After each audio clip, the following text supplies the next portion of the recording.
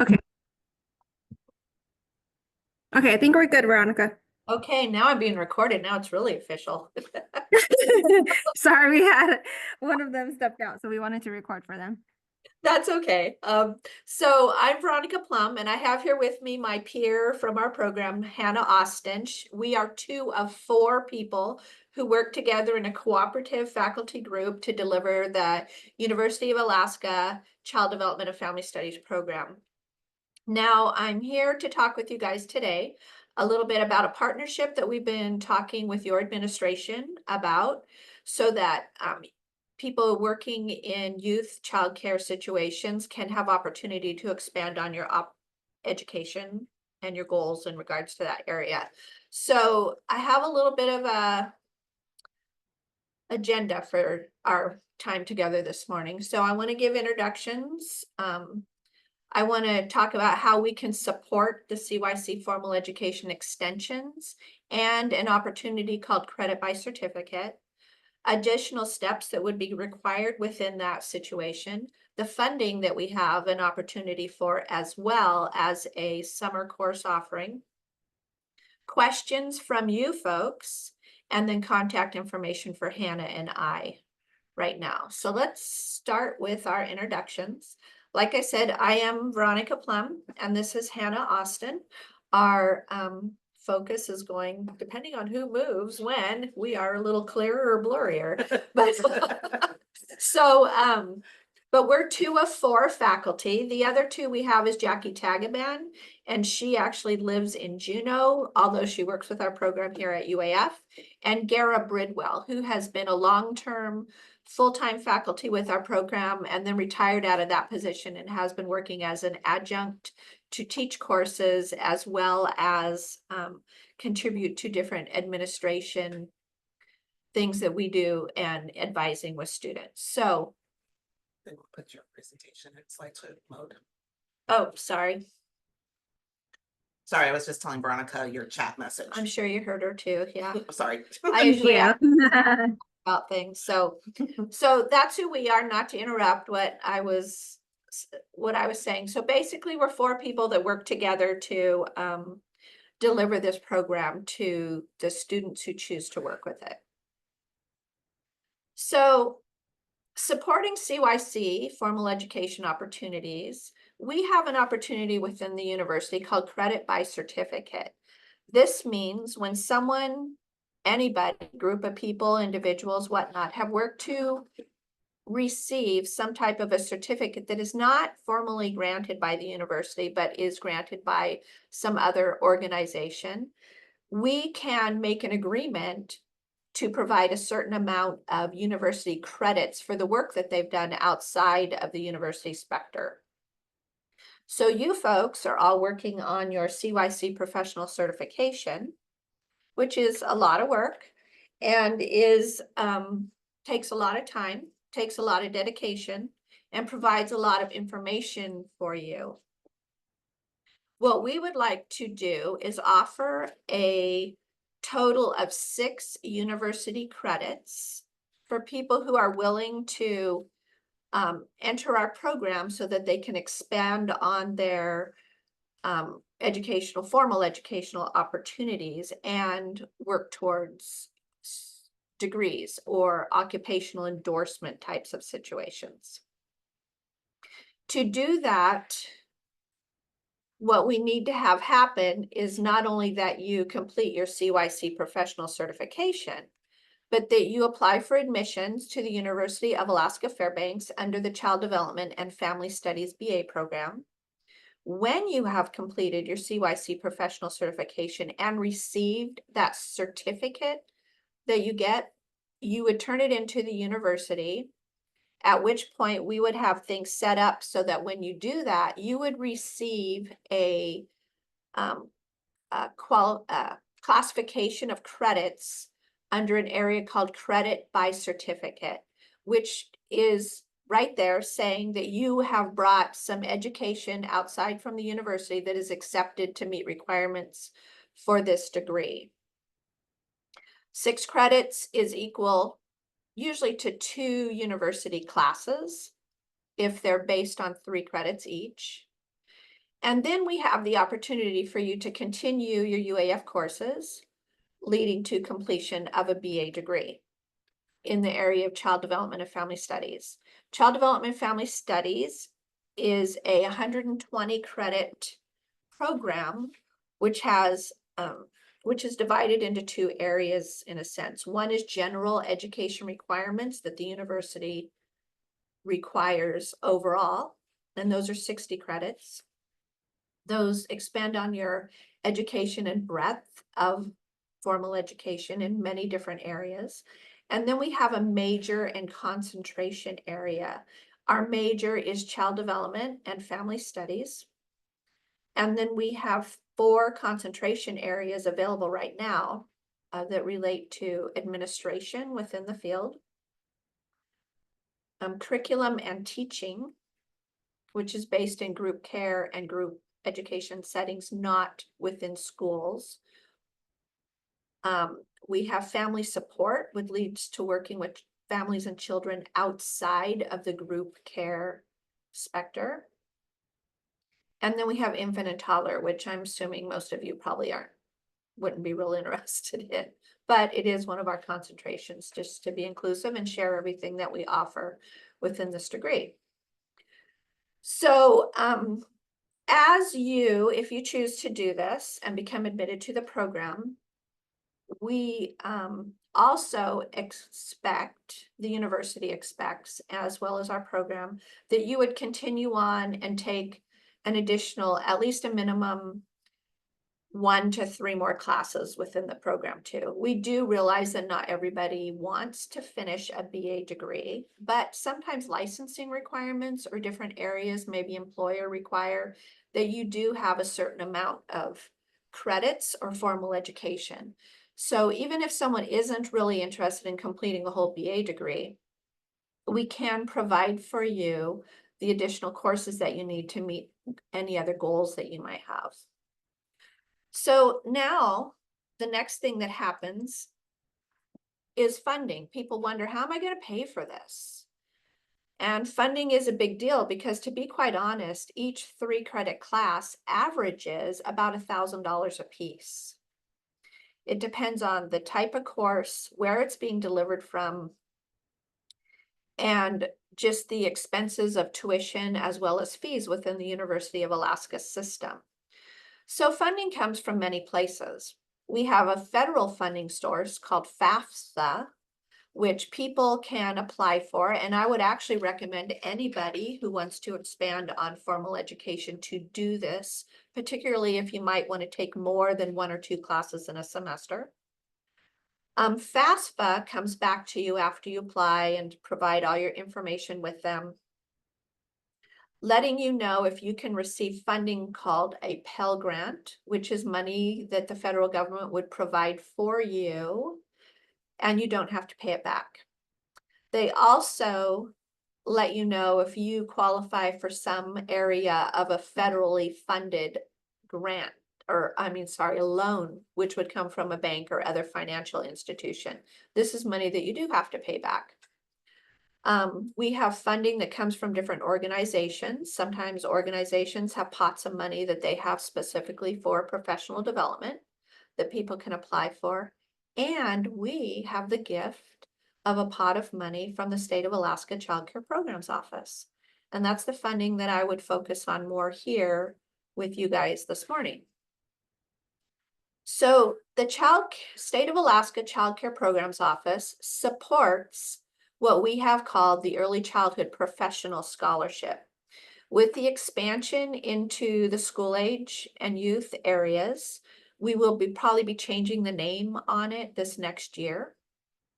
But this is a powerful resource that is provided by the State of Alaska Child Care Programs Office, and its funding stream, which began during the 2016 academic year. So we've been providing it for quite a while. This money comes from what is recognized as the Child Care Block Grant, which is federal money that comes into the states. The different states have to guarantee that they're spending this money in certain areas. One of the areas that the state of Alaska has chosen to spend it in is professional development for our people within the state of Alaska that are working in the field of early care and education, expanding into school age care realms. This scholarship has helped many early childhood professionals within the state of Alaska pay their tuition and fees for many formal education courses within the University of Alaska. And even though our proposal is coming from University of Alaska Fairbanks Child Development Family Studies program, I want to be sure to say that this funding is actually available to people who are involved in early childhood types of programs within University of Alaska Anchorage as well as Fairbanks. But this proposal is coming from us. And again, I'm working with the state. We're going to change the title of our scholarship so that it's more inclusive to everybody instead of just early childhood. The funding covers tuition and fees, which average about $1,000 for a 3-credit course. And usually for 1 to 2 classes a semester. We have a certain amount of money in our pot, so it depends how many applicants we receive in the fall and spring and summer semesters. And the money goes first come, first served to people who meet different priorities, which we'll talk about in a minute. And when the money's gone, the money's gone. So right now we have enough for this academic year that we've had money for fall, we have money for this current semester spring, and then we have money for the upcoming summer semester for actually quite a bit of applicants. The funding does not regularly pay for additional books that you might need for the classroom or for the class or special materials that you might need to have. But one thing that you can do in regards to that is you pay for your stuff and save your receipt. And if you pass your university class with a C or higher, which is considered a passing grade for credit, then you can turn your receipts into the SEED office, the Thread office, and then SEED funding can pay for those books for you. So if you're careful and thrifty and pay attention to what you're doing and how you're doing it, you can get a lot of a formal education paid for through these 2 funding avenues. So funding requirements, as with everything, there's rules that have to be followed. Because this money comes from the Child Care Block Grant and funneled through the state of Alaska, we have different steps that we have to follow. So the very first thing that the state of Alaska requires is that everybody must be a member of the SEED registry to receive the funding. That's the first #1 requirement. It's not too hard of a step to do, and it helps the state of Alaska know who we have in regards to professionalism working with our children and youth within the state of Alaska. To continue receiving funding from one semester to the next, any recipients are also required to actively upkeep their membership so that it doesn't lapse. Again, this is something that people have to be responsible for, to go into their SEED registry account, be sure things are updated, and that you do that regularly. Youth and early care professionals must be working in the field and be a resident within the state of Alaska. If you're not admitted into a youth or early childhood focused program within the University of Alaska, professionals will only have funding support for courses required by the state licensing unit. So for example, you need so much time, hours with professional development. If you're taking a University of Alaska course that leads into knowledge and expertise within your area that you're working with, we can pay for your tuition and credits. If you are enrolled in an actual program, which is why we encourage that, then we can use this funding stream to pay for every requirement within that program. And the state of Alaska has agreed to that too, because part of the goal that the state of Alaska has, as we professionalize our area of early childhood and youth care, is that people are more and more knowledgeable and have a higher skill set as they're working in these different areas as well. So there are also funding priorities within this money, which means that when we get applications in, we have to classify them into these different areas. The first priority is licensed childcare, which most, if not all of you, fit right into. So that's another nice thing about this, is that you fit into the first priority of people who receive this funding. The second priority is licensed early Head Start or Head Start programs. And this is an interesting thing. Head Start and early Head Start programs are funded by federal money. Many of them within the state have also taken the choice to go through the process to be licensed by the State of Alaska Child Care Programs Office. So this second priority is for those Head Starts or early Head Starts who have taken that step to become licensed with the state. Our third priority is for pre-elementary programs. Those are mostly preschool programs within the school districts. There aren't a lot of them, but there definitely are a few. Our fourth priority is non-licensed Head Start and early Head Start. And then our fifth priority is other professional areas of care, which might be people who are nannies, or maybe they have unlicensed types of childcare programs that are registered with the state, or different type of situations like that, where people are definitely working towards something that supports the early and youth areas within our state that are not formal teacher certification programs. Because that's another caveat with our program, is that we do not lead directly into teacher certification. So I just provided a whole lot of information really quickly. We're scheduled to be on with you till 11:30. And so I'm sorry if I talked really fast, but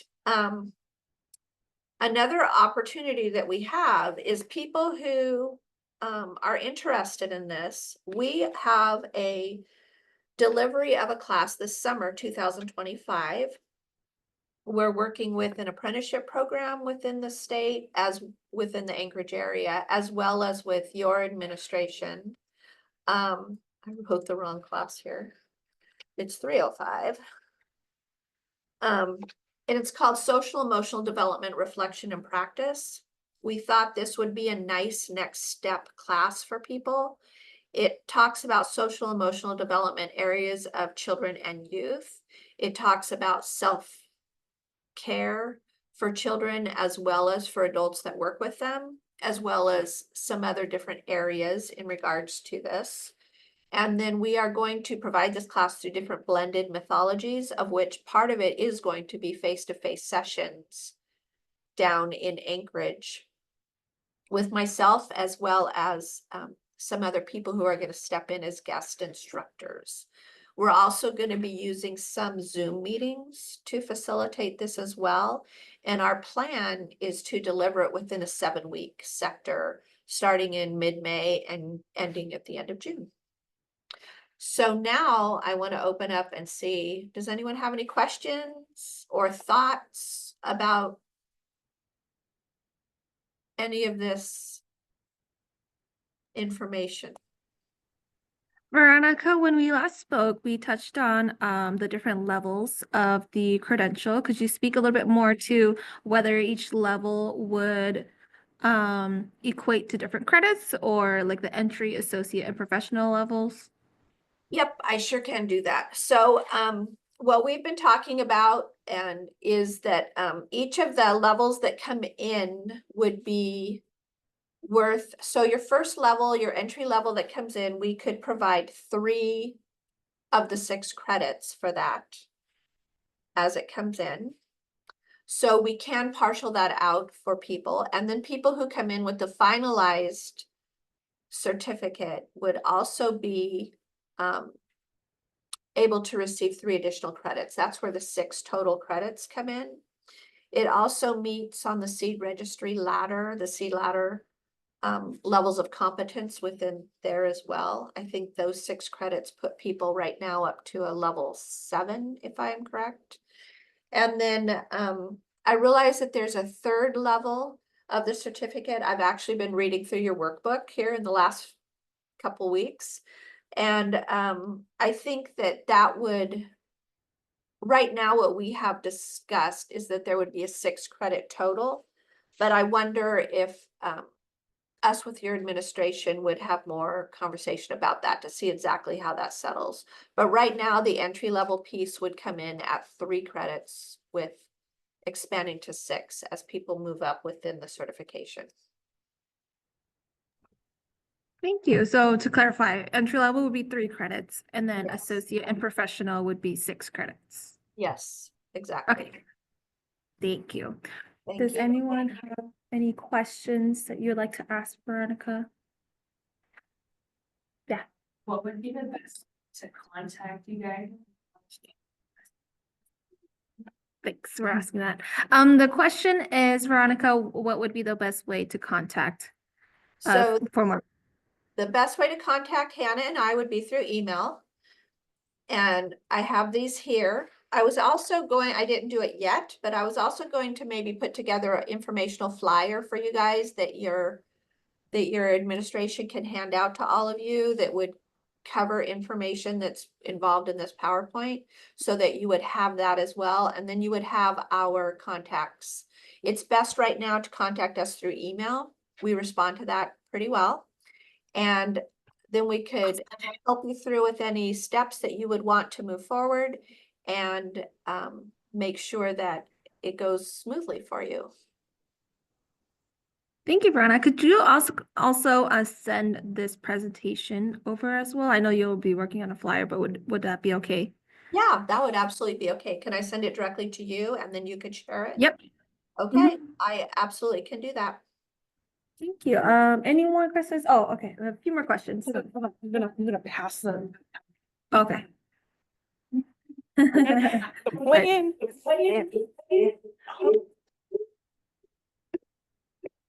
Hi, Veronica. Hi there. There's a really big echo, I just want you to know. So if I pause when I'm listening, it's because I want to make sure I've heard you well, okay? Turn off your sound.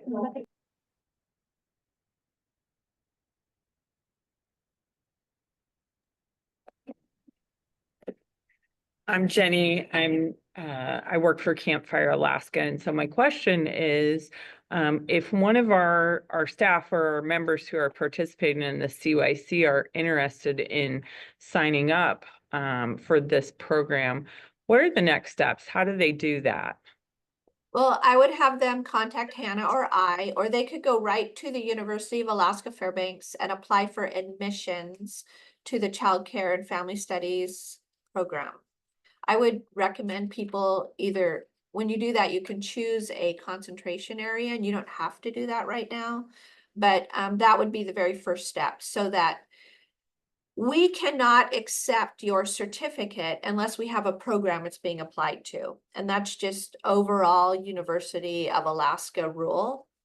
And so that's why we have that requirement for admissions into the program, because then we are able to take your certificate and apply it towards the credit by certificate classification.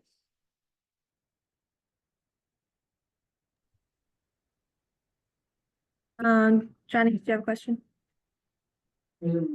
Okay, no, I thought I saw your hand earlier. I thought I saw your hand earlier when Jenny was also talking, so I didn't mean to call you out. I thought I saw your hand earlier. Any other questions for Veronica? Okay, I think those are all the questions we have, Veronica. Thank you so much. And Hannah, thank you as well. For inviting me, and I really think it's a great opportunity on both of our sides to work with this. And I hope you all have a fabulous weekend. Thank you, you too. Okay, wait.